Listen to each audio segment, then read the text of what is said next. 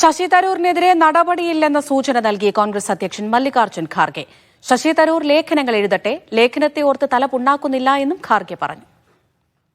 मैं तो अंग्रेजी मेरे को पढ़ने नहीं आता, उनकी लैंग्वेज बहुत अच्छी है, उसीलिए तो हम पार्टी में उनको वर्किंग कमेटी मेंबर बनाया है.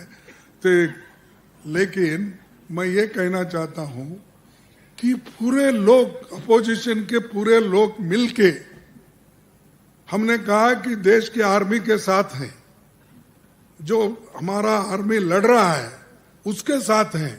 तो इसीलिए पहला आवाज मैंने उठाया गुलबर्गे के पत्रकार परिषद में. हम बोले कि देश बड़ा है सबसे, देश के लिए हम सभी लोग मिलके काम करेंगे, पार्टी बात, देश फर्स्ट हमने कहा. वो अब चंद लोग ऐसा कहते हैं मोदी फर्स्ट देश बात, तो अब हम क्या करें उसको.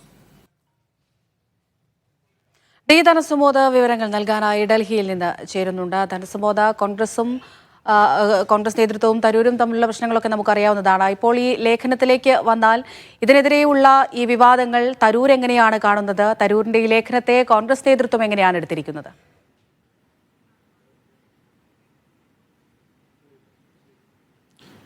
ഇപ്പോൾ കോൺഗ്രസിന്റെ നേതൃത്വം രണ്ട് പ്രധാനപ്പെട്ട വാർത്താ സമ്മേളനങ്ങളാണ് നടന്നത്. ഒന്ന് മല്ലികാർജ്ജുന ഖാർഗെയുടെ വാർത്താ സമ്മേളനം, ഇതുകൂടാതെ KC വേണുഗോപാലിന്റെ മലയാള മാധ്യമങ്ങളെ മാത്രം കേന്ദ്രീകരിച്ചുള്ള ഒരു ബൈറ്റ്. ഈ രണ്ട് പ്രതികരണങ്ങളാണ് തരൂർ വിഷയത്തിൽ ഉണ്ടായിരുന്നത്.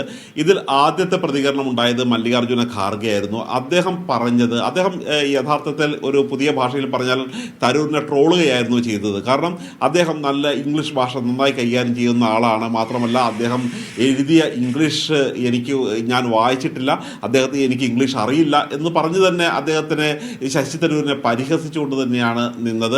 മാത്രമല്ല നിരവധി വർക്കിംഗ് കമ്മിറ്റി മെമ്പർമാരുണ്ട്, നിരവധി ജനറൽ സെക്രട്ടറിമാരുണ്ട്.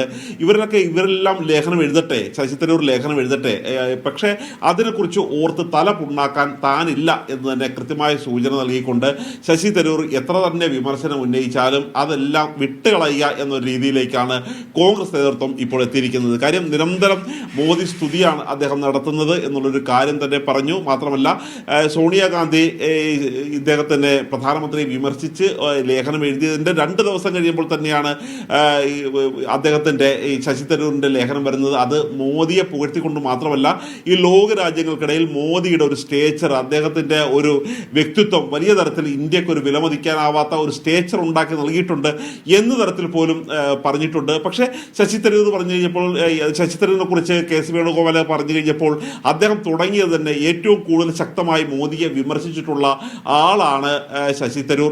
പക്ഷേ ഇപ്പോഴത്തെ ഒരു നിലപാടിനെ കുറിച്ചാണ് പറഞ്ഞത്. ഇപ്പോഴത്തെ നിലപാടിനെ കുറിച്ച് പറയുകയാണെങ്കിൽ ജയിപ്പിച്ച് വിട്ട ജനങ്ങളോട് ഒരു കടപ്പാടുണ്ടാവണം. അദ്ദേഹം സ്വയം ഉദാഹരണം തന്നെ പറഞ്ഞതാണ്. ആലപ്പുഴയിൽ ജില്ലയിലെ ഒരു സാധാരണ പാവപ്പെട്ട കോൺഗ്രസ് പ്രവർത്തകരാണ് തനിക്ക് വേണ്ടി കഠിനാധ്വാനം ചെയ്തത്. തൻ്റെ തെരഞ്ഞെടുപ്പ് പ്രവർത്തനത്തിന് വേണ്ടി ആ കോൺഗ്രസ് പ്രവർത്തകരാണ് മൊത്തം ഓടാനുണ്ടായിരുന്നത്. അതുകൊണ്ട് തന്നെ ആ ജനങ്ങളോട് എനിക്ക് കടപ്പാടുണ്ട്. അതുപോലെ തന്നെ എല്ലാവർക്കും ഈ ജയിപ്പിച്ച് വിട്ട സാധാരണ കോൺഗ്രസ് പ്രവർത്തകരോട് ഒരു കടപ്പാടുണ്ടാവണം എന്ന് തന്നെയാണ് അദ്ദേഹം പറഞ്ഞു വെച്ചത്.